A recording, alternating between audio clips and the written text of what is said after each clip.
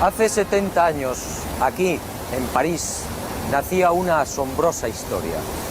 Otra más en este bello planeta encantado. Sígame y juzgue por sí mismo.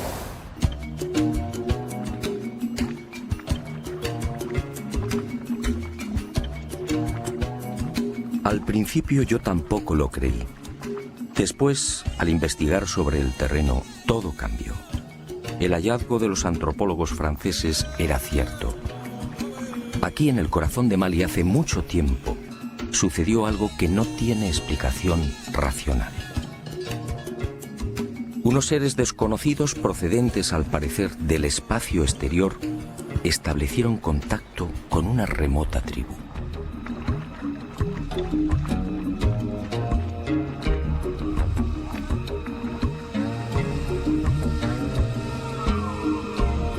En realidad, como decía, la historia nació en París. En 1931, el doctor Marcel Griol, miembro de la Sociedad Africanista, recibió el encargo de investigar una serie de pueblos sudaneses. Y en esa labor, al penetrar en la meseta de Bandiagara, en la región oriental de Mali, el antropólogo francés recibiría la sorpresa de su vida.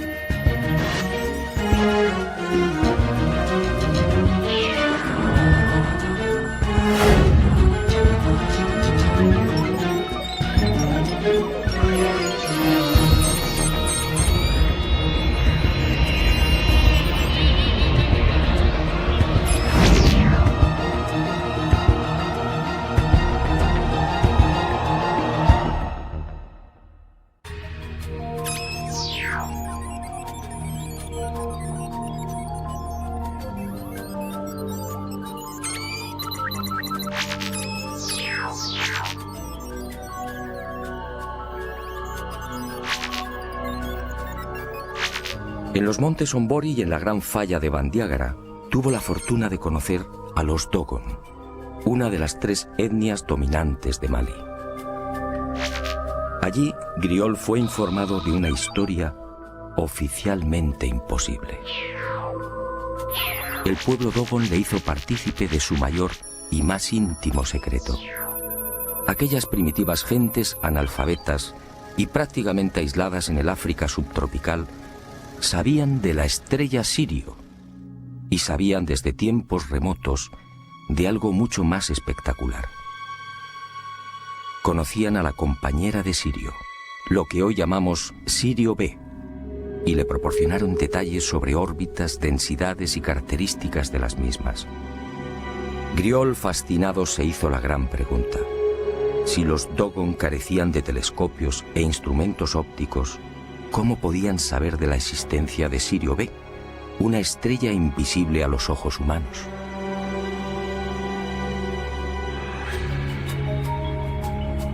A su regreso a Francia, Marcel Griol indagó sobre Sirio. Los resultados lo confundieron definitivamente. En 1834, el astrónomo Johann Bessel, tras largos periodos de observación, llegó a una conclusión: Sirio tenía una compañera. Otra estrella pesada, mucho más pequeña e invisible, que alteraba la órbita de la reina del firmamento.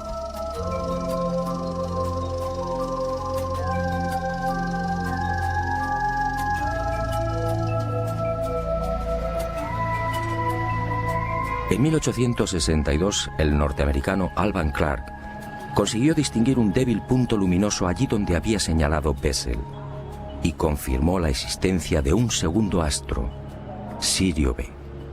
No se trataba, por tanto, de una estrella invisible, pero el brillo de Sirio A, de primera magnitud, eclipsaba prácticamente a la recién descubierta Sirio B. Después, a partir de 1915, llegaron otros descubrimientos. y se supo que Sirio B era una estrella increíblemente caliente, con una irradiación 3 veces superior a la de nuestro Sol.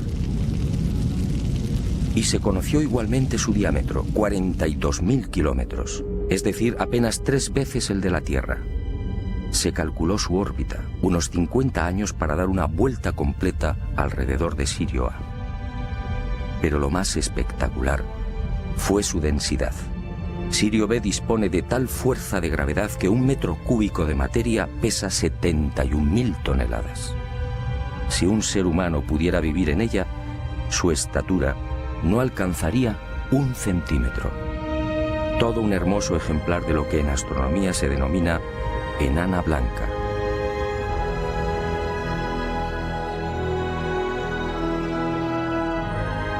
Años más tarde, en 1970, el astrónomo Irwin Lindenberg del Observatorio Naval Norteamericano en Washington conseguiría la primera fotografía de Sirio B. En ella, la enana blanca aparece como un tímido y casi insignificante punto blanco. A su lado, Sirio A, 10.000 veces más brillante.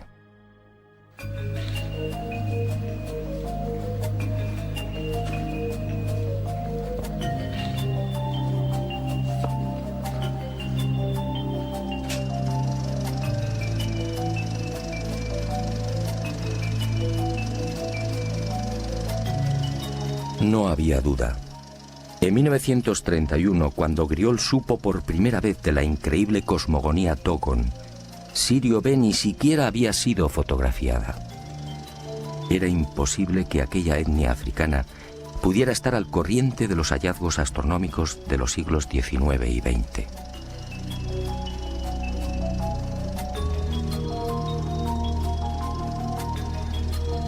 El impacto fue tal que en 1946 Griol regresó a Mali, esta vez acompañado por Germaine Dieterlen, etnóloga y secretaria de la Sociedad Africanista del Museo del Hombre de París. 4 años después, los investigadores franceses publicarían un dossier con sus averiguaciones. Aquel artículo, publicado en 1951 bajo el título Un sistema siriano en Sudán, pasó casi desapercibido. 21 años más tarde, en 1972, el destino puso en mis manos los trabajos de los antropólogos galos, y yo también quedé desconcertado y fascinado. Era preciso investigar de nuevo. Era preciso viajar a Mali.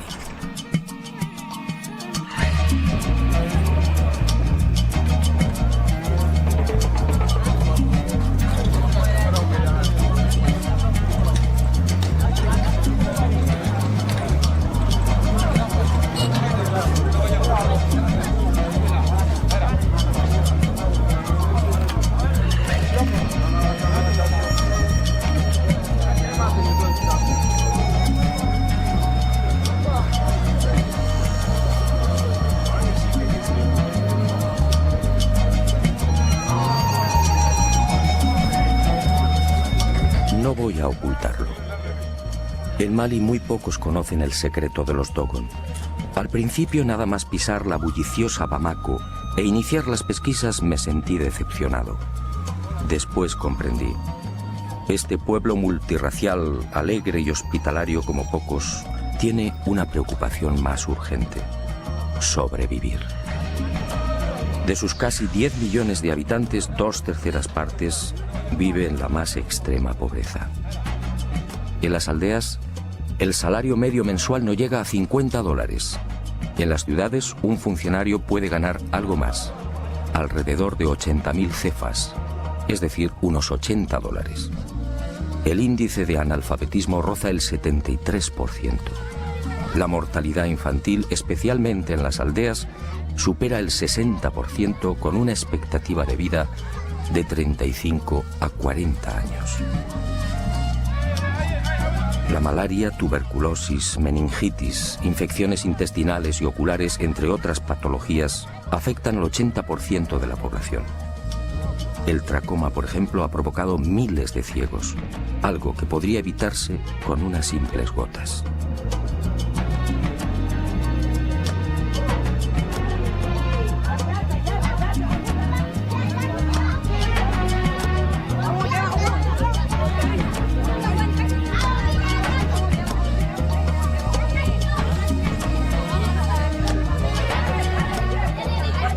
Pero Mali confía en Alá y en el potencial de su juventud.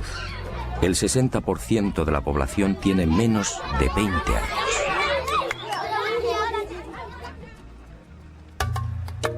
No había tiempo que perder. Nuestro objetivo, el país Dogon, situado al este de Mali, muy próximo a la frontera con Burkina Faso, se hallaba a 3 días de camino.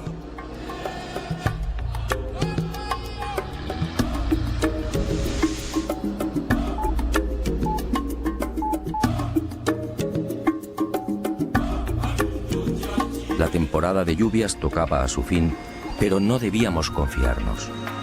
Los caminos, siempre difíciles en Mali, podían convertirse en torrenteras o cenagales de la noche a la mañana.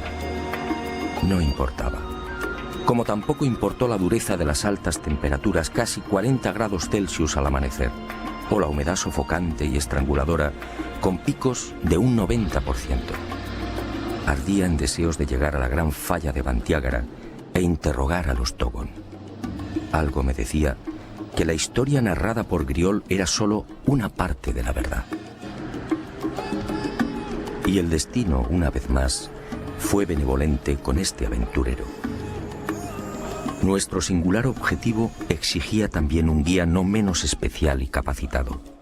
Y en nuestro camino apareció Lassane Congo, un joven de la tribu de los Mosi, un veterano rastreador de leones en su país natal, Burkina Faso.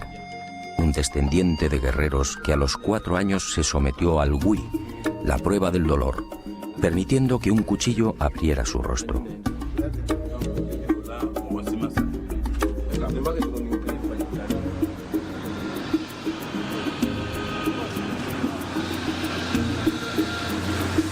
En las cercanías de las pequeñas aldeas de Bane, Bla y San, Congo quiso mostrarnos algo que forma parte del paisaje de la gran sabana maliense: los termiteros.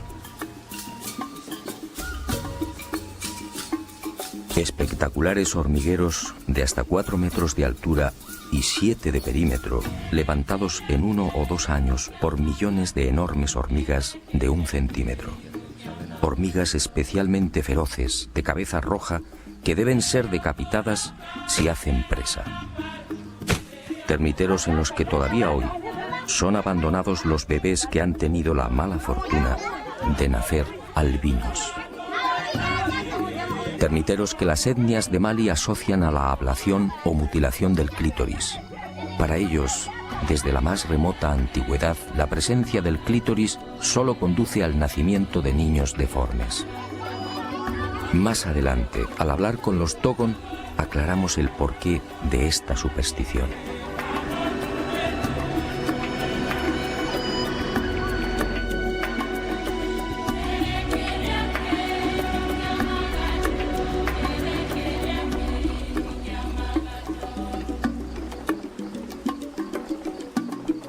Poco después, el territorio Bobo, otra etnia que suma 150.000 individuos.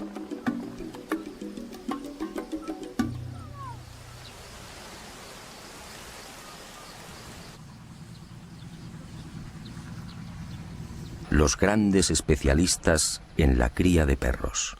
Un pueblo caníbal que sigue practicando el ritual de comer carne humana. Congo nos advierte: cada año en esta zona desaparecen 2 o 3 personas. Todo el mundo sabe cuál es su destino. Madou Dembélé es el patriarca de Mbé-Dougou, un mísero puñado de chozas de barro y paja. Aquí, como en el resto de las aldeas de Mali, no existe agua corriente, teléfono o luz eléctrica.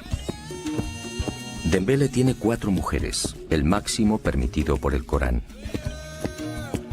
Algunas no alcanzan los 20 años. En Mali el 95% de las mujeres están casadas. Entre los hombres, en cambio, ese porcentaje no llega al 67%. La desproporción se debe a la poligamia.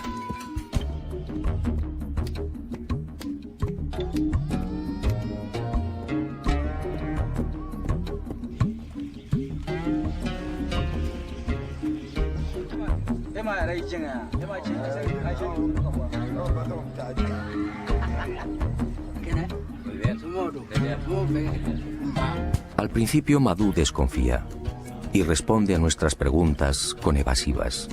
Somos blancos, es decir, diablos. Mañana, según él, podemos regresar con soldados y aniquilarlos. Congo sabiamente lo tranquiliza. Aprovechamos para aliviar la conjuntivitis de algunos de los niños y Dembele termina comprendiendo que somos gente de paz. Nos muestra la aldea y se despide con una frase sagrada para los Bubu. Alá ki bombosi yanga ki kusingiye. Que Dios permita que te crezca la barba.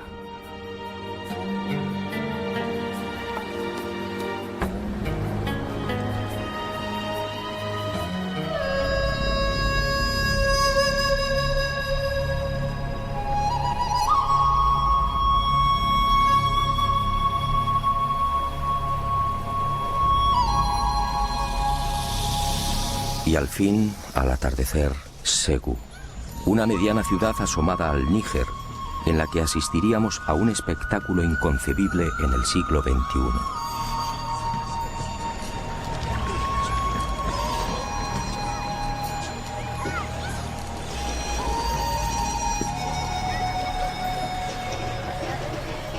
Cuando Congo me explicó sinceramente, no le creí. ¿Esclavos en el siglo XXI? Así era. Allí en las afueras de Segu malviven los Bela, los últimos esclavos del planeta. Mejor dicho, esclavos recién liberados por sus dueños y señores, los tuaregs. Otros muchos, alrededor de 300.000, permanecen en la esclavitud en las zonas desérticas de Mali, en Níger y en el sur de Libia y Argelia. Son los parias de los parias, los apestados. No reciben dinero, solo la comida y el honor de servir a los señores del desierto. Hoy, los Bela libres apenas suman un 3% de la etnia. El resto deambula con los tuareg de pozo en pozo y de oasis en oasis.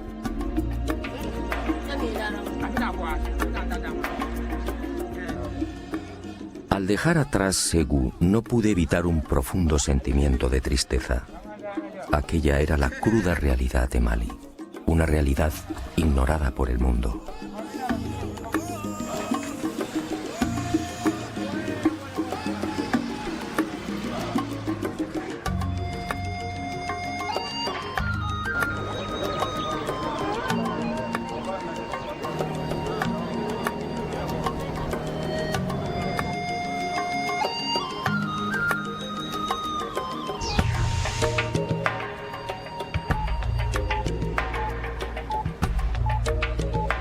Pero la llegada a Yené, la ciudad más antigua del África subsahariana, me hizo olvidar de momento la angustiosa situación de los malienses.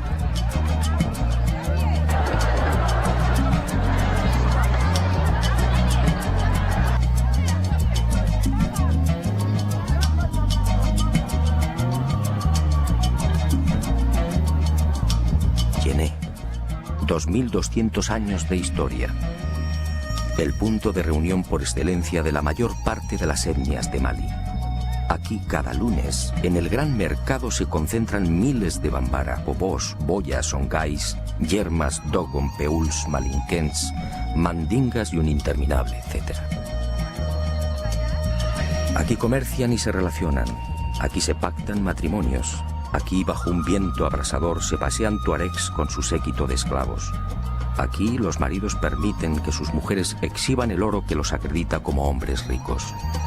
Aquí, solo las mujeres que se saben bellas pueden lucir un anillo de oro en la nariz.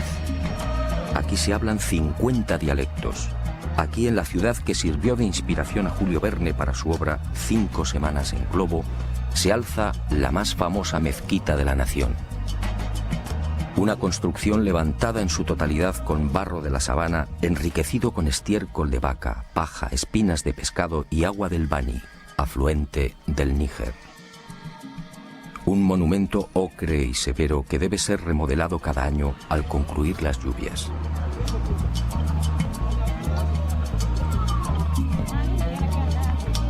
Un templo al dios de los musulmanes al que no tienen acceso los infieles y que naturalmente dispone de 2 puertas, una para los ricos y otra para los pobres.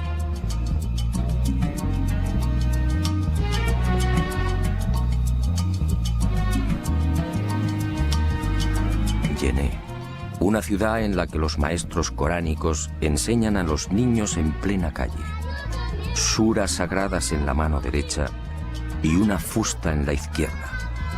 Yené, un arco iris humano, toda la grandeza y oscuridad de Mali en la palma de la mano.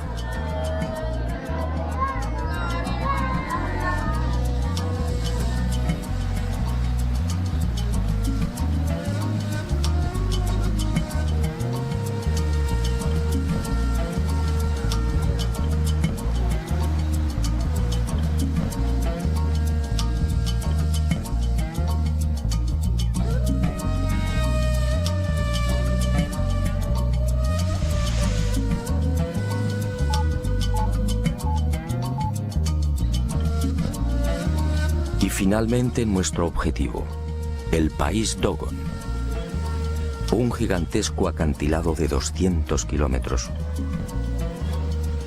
una falla de 300 a 600 metros de altura que corre paralela al Níger, un caos rocoso prácticamente incultivable en el que habitan 450.000 Dogon, una pared abrupta sembrada de desprendimientos y rodeada por los peuls, los ganaderos nómadas, los agricultores Mosi y Bobo y los Poso, los viejos pescadores.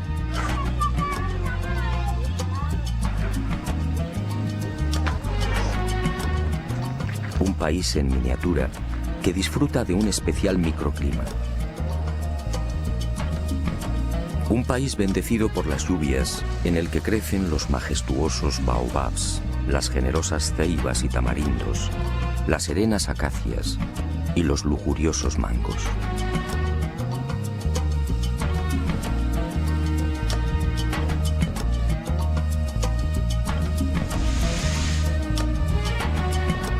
¿Por dónde empezar? La Gran Falla reúne 700 aldeas. Y opté por seguir los pasos de Griol. Dedicaría toda mi atención a los poblados más pequeños. El aspecto del Dogon resulta inconfundible. La etnia se distingue por dos tipos básicos. El alto y musculoso muy próximo al modelo sudanés, de cabeza y ojos redondos y nariz grande. Y el más pequeño y numeroso. El Dogon rechoncho de hombros anchos y poderosos, cabello ensortijado, pómulos altos y ojos rasgados y maliciosos. Su lámina es la de un campesino. En ocasiones, una perilla acentúa su aspecto mongol. Su caminar es tranquilo e irregular, algo cansino, pero en las paredes rocosas se mueve con extraordinaria agilidad. Son afables, prudentes, desconfiados a veces y siempre seguros de sí mismos. Las mujeres, la mayoría de menguada estatura, lucen un talle arqueado, consecuencia de las permanentes cargas que transportan sobre las cabezas. Son alegres, parlanchinas y siempre sumisas al varón. En nuestra historia apenas tienen protagonismo. Una de las cuestiones a resolver era clarificar el origen de estas gentes. ¿Son autóctonos o llegaron quizás de otras latitudes? Y sobre todo, ¿dónde se produjo el espectacular encuentro con esas criaturas del espacio?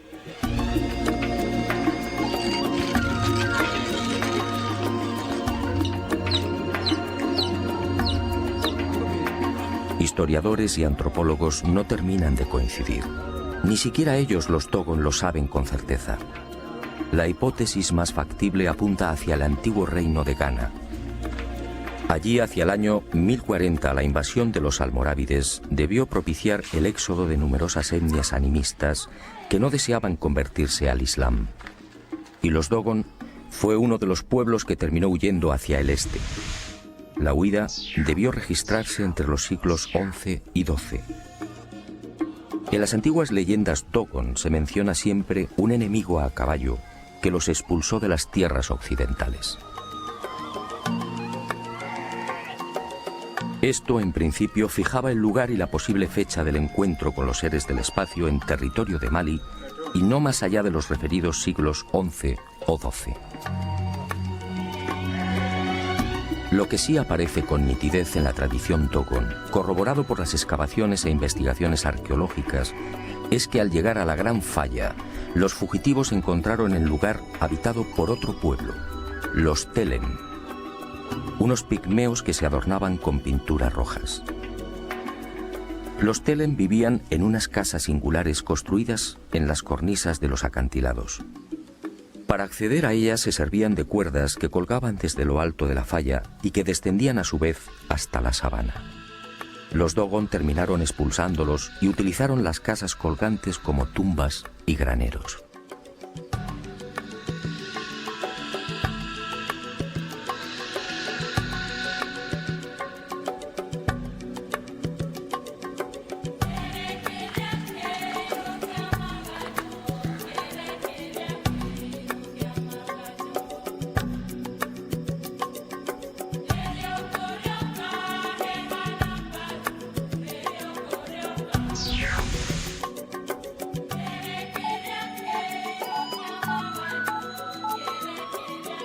Y llegó el gran día, mi primer contacto con uno de los ancianos y depositario del secreto de los Dogon, Pangalé Dolo, vecino de Sanga y nieto de Ogotemeli, el cazador ciego que informó durante años a Marcel Griol.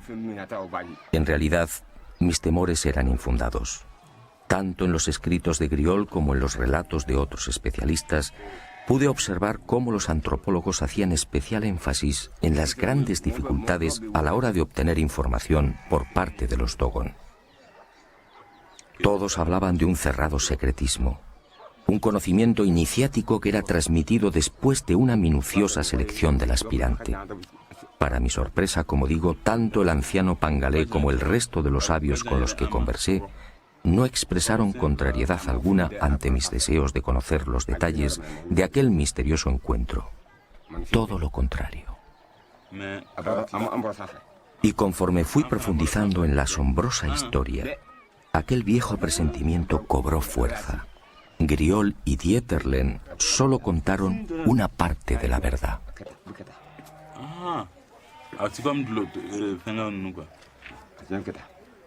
Que hace unas pompillas así. No es como los que eran convertidos. He aquí el relato de primera mano y en exclusiva del misterioso encuentro del pueblo Dogon con los seres procedentes del sistema de Sirio. Un relato apasionante que he intentado ordenar y que fue obtenido en largas conversaciones en una treintena de aldeas. Como decía, ninguno de los iniciados Dogon y tampoco el afable Pangalé supieron darme razón sobre la fecha de dicho encuentro.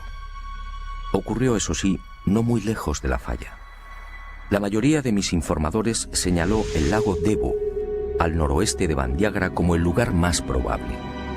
Al principio y a plena luz del día apareció una estrella. Pangalé la llama Ie Pelu Tolo, la estrella de la 10ª luna.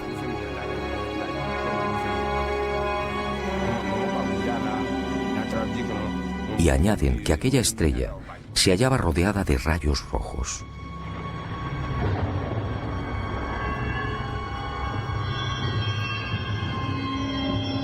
Y de aquella singular estrella vieron surgir un objeto circular, gigantesco, que giraba sobre sí mismo. Pero al llegar al suelo, cambió de forma y se transformó en una especie de cesta con una base cuadrada y una abertura circular en lo alto. El arca, al posarse en la tierra del zorro, levantó una gran polvareda. Y los animales huyeron, y también los seres humanos.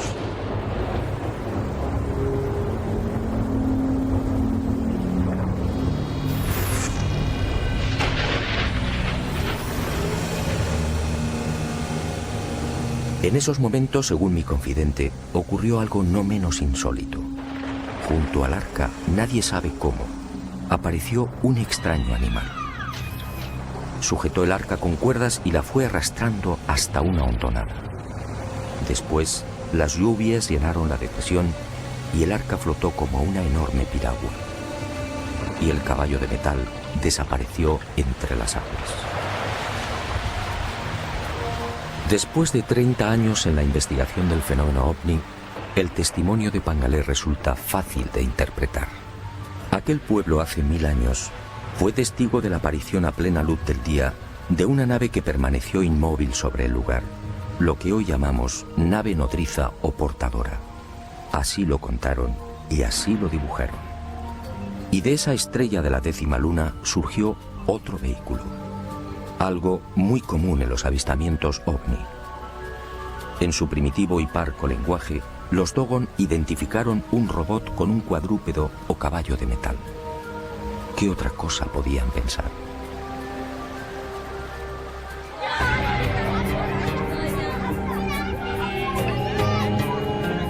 Pero la llegada del arca originó un primer problema.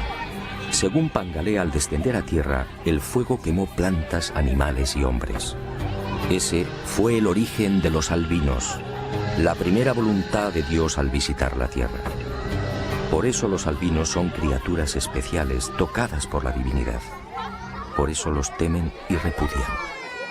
Por eso los abandonan al pie de los termiteros, nada más nacer.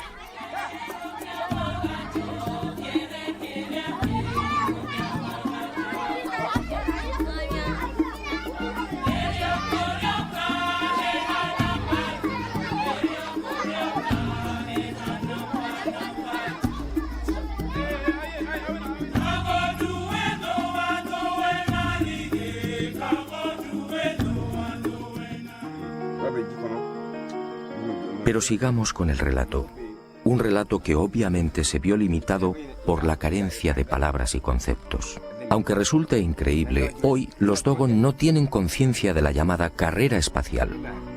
No saben qué es un robot y mucho menos una nave no humana.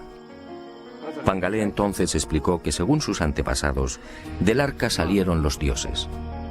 En total, 8. Aunque algunas versiones hablan de 8 parejas. Eran en realidad hombres peces.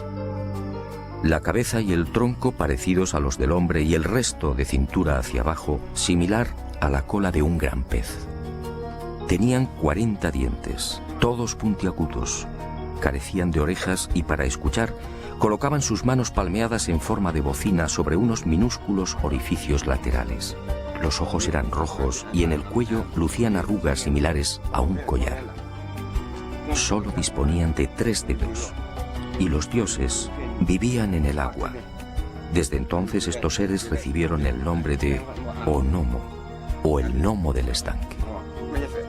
Pero por miedo y respeto los Dogon decidieron no pronunciar ese nombre, y los designaron como Di Tiji, dueño o señor del agua. Insistí una y otra vez en el aspecto físico de los gnomos, y Pangalé, paciente y firme, replicó siempre con las mismas palabras. Hombres peces. Allí, allí,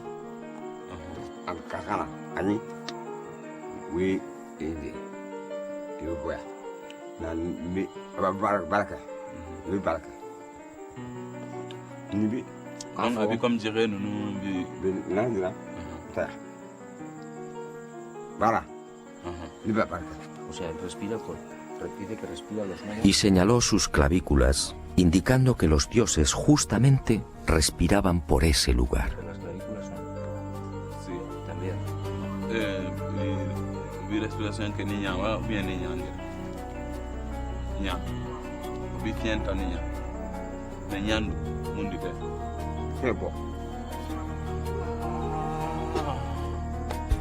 Ya familia. Ya familia. Donc vi sienta niña. A lo largo de aquellos días, ganada la confianza de Pangalé, el anciano fue revelándome otros secretos.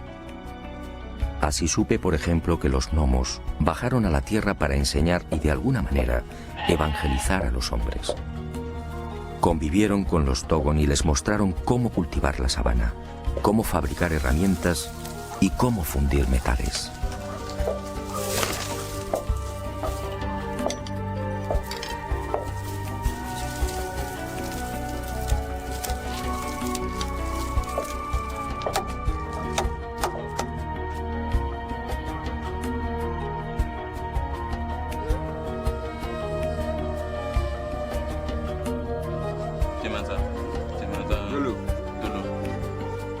Exacto.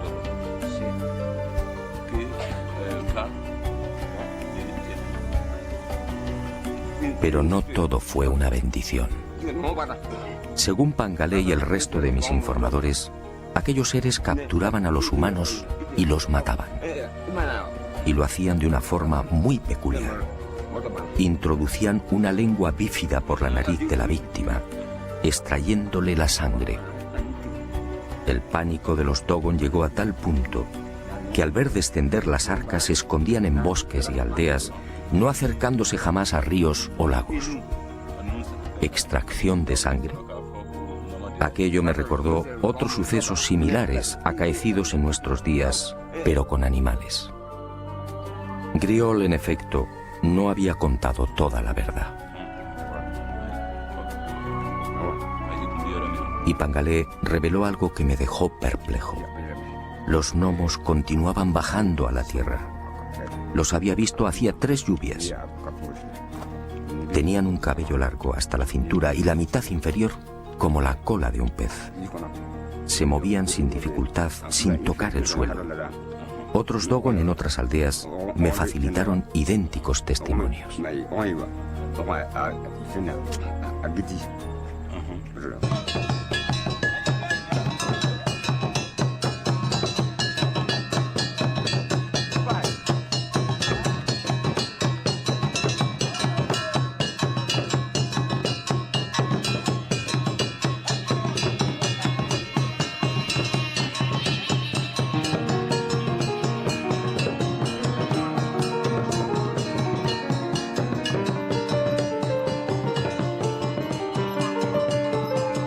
El encuentro con los hombres peces desembocaría en algo que ya había sucedido con otros pueblos.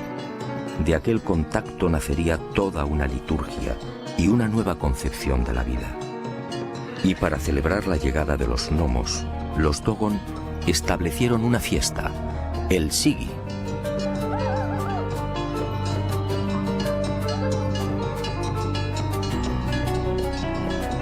Un ritual en el que se baila frenéticamente durante 3 o 5 días, en el que se bebe cerveza de mijo y en el que se exhiben hasta 28 tipos de máscaras, todas ellas alusivas a los dioses. Algunas de hasta 3 metros de longitud representan los movimientos del arca en su descenso. Otras, como la Kanaga, encierran diferentes interpretaciones según las tribus. Para algunas recuerdan el signo que lucía el arca en su panza, un símbolo bien conocido en nuestros días por los investigadores de ovnis. Para otras, esa H es el vínculo que une a los vivos con los muertos.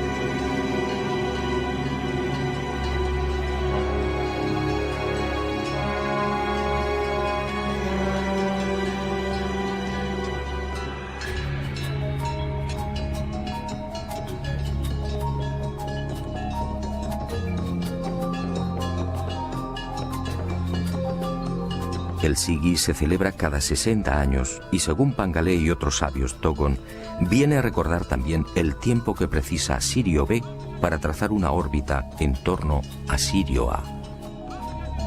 Una enseñanza recibida igualmente de los gnomos. Y en las secretas tradiciones Dogon se habla también de una tercera estrella que gira igualmente en torno a Sirio A. La llaman Emmeya, el sol de las mujeres. Lo increíble es que Emmeya, o Sirio C, fue descubierta por los astrónomos en 1995.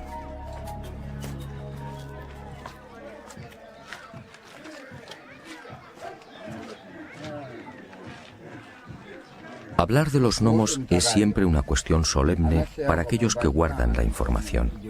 Por eso, La mayor parte de nuestras conversaciones tuvo lugar en la Toguna, la casa de la palabra, una especie de templo en el que se reúnen los hombres, solo los hombres, para dialogar y tomar decisiones. Una suerte de sala de conferencias inspirada también en aquel remoto encuentro con los hombres peces. 8 son sus pilares en recuerdo de los 8 gnomos que descendieron por primera vez. Y 8 deben ser las capas de mijo que forman la techumbre. Una techumbre levantada a 1 metro del suelo. Esta, al parecer, fue la indicación de los seres de Sirio. De esta forma, al no poder incorporarse, las discusiones transcurren en paz. Y fue en la casa de la palabra de Ireli, de Amani, de Ende, de Teli, de Yigibombo, de Songo y de Yugadugoru, entre otras aldeas, donde fui enriqueciendo la información sobre aquellos seres del espacio. Los ancianos, complacidos por el interés de aquel extranjero, respondieron sin reservas a todas mis cuestiones, y quedé nuevamente desconcertado ante la sabiduría de aquel pueblo. Los gnomos, al parecer, les enseñaron otras muchas cosas. Les enseñaron que hay otros mundos también habitados. Nosotros, por ejemplo, nos hallamos en la 4ª tierra. En la 3ª viven los hombres con cuernos. En la 5ª, los hombres con cola. En la 6ª tierra, los hombres alados. Los Dogon conocen la estructura en espiral de la Vía Láctea y hablan de 1000 millones de sistemas solares semejantes al nuestro. Conocen los 4 satélites interiores de Júpiter. Me hablaron de Saturno y de sus anillos. Dicen que Venus al principio era rojo. Describen a la perfección los movimientos de rotación y traslación de la Tierra. Los gnomos les enseñaron que la Tierra necesita 12 meses para completar esa órbita. Y de ahí tomaron su calendario. Saben que el Sol se consume y que la Luna es un cuerpo muerto. Y desde hace 1000 años tienen conocimiento del aparato circulatorio humano. ¿Cómo podía ser? La circulación de la sangre fue descrita por Miguel Servet en 1546. Y los gnomos les hablaron también de Ama, el gran dios, un dios único y sustentador de todo lo creado, algo que choca frontalmente con las religiones animistas que los rodean y que disponen de cientos de dioses. Un dios que la compleja liturgia Dogon convierte en responsable de la ablación del clítoris. Según la leyenda, Ama quiso tener hijos con la tierra, pero la presencia de los termiteros, el clítoris para los Dogon, dificultó el acoplamiento y la tierra parió un zorro. De ahí que el clítoris, según los Dogon, deba ser extirpado.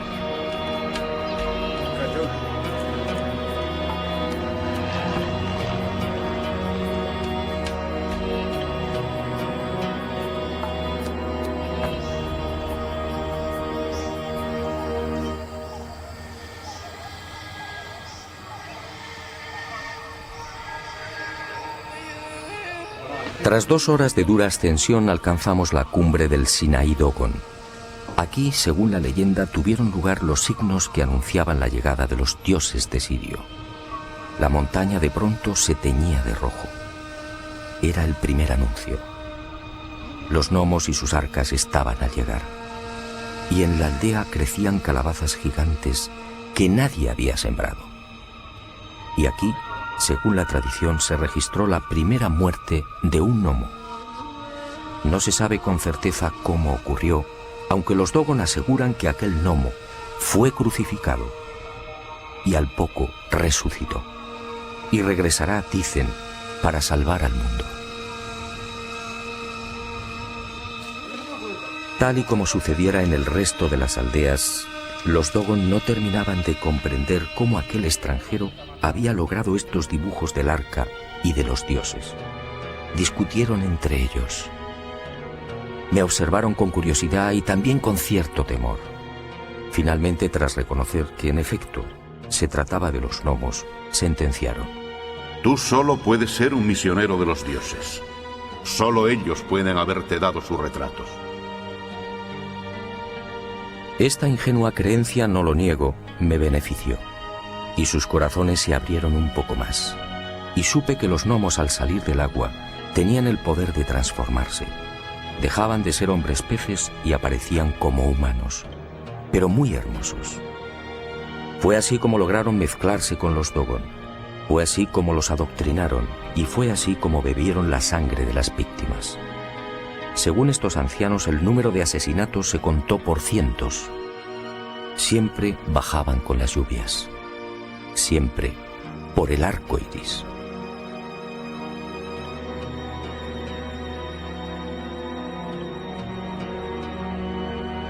Y cuentan los iniciados que fueron los dioses quienes les enseñaron también a circuncidar.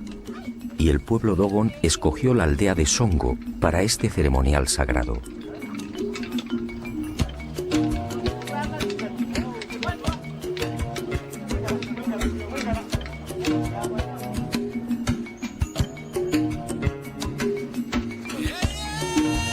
Al pie de estas 1100 pinturas cada 3 años, grupos de niños de entre 10 y 12 años sufren el corte del prepucio a manos del herrero de la localidad. Las mujeres no pueden ver estas pinturas sagradas. De hacerlo morirían. Para los Dogon la circuncisión, así fue establecido por los seres de Sirio, es un sacrificio que se ofrece a la tierra.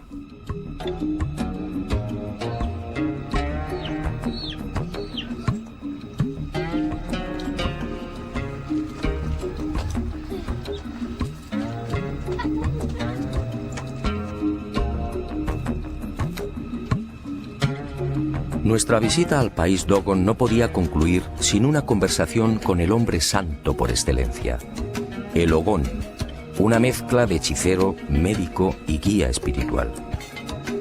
El Dogon más respetado y temido. Vive solo, jamás se lava. El aseo corre a cargo de una serpiente que humedece su cuerpo con la lengua bífida. Una joven virgen que no haya alcanzado la menstruación es la encargada de cocinar para él. Solo baja a la aldea cuando debe tomar grandes decisiones. Es el responsable de las lluvias y de las buenas cosechas. El Ogón es otro de los grandes depositarios de la cosmogonía nacida del encuentro con los gnomos. Después de múltiples gestiones, Aregin Do, de 75 años, accedió a entrevistarse con aquel extranjero. Los rumores sobre el extraño misionero de los dioses que portaba imágenes del arca y de los gnomos no tardaron en propagarse por las aldeas, llegando también a oídos del Ogón de Ende.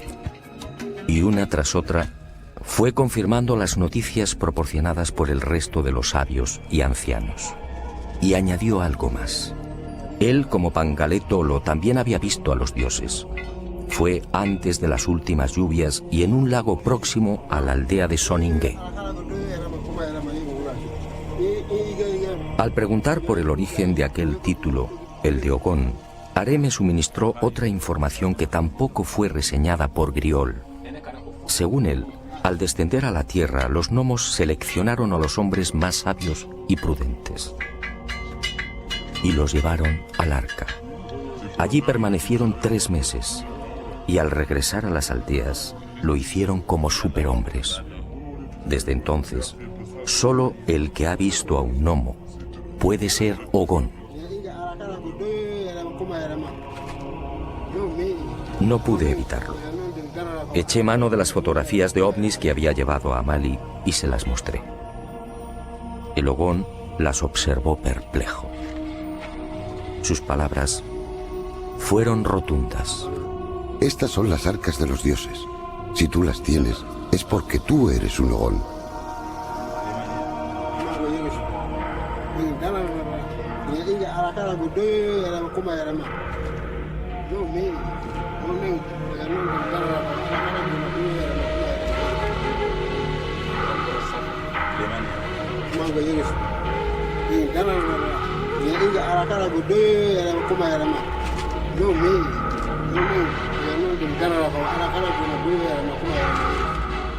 Ahora no tengo la menor duda.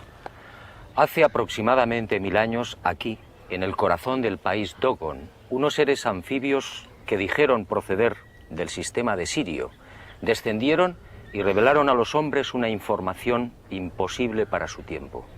y prometieron regresar.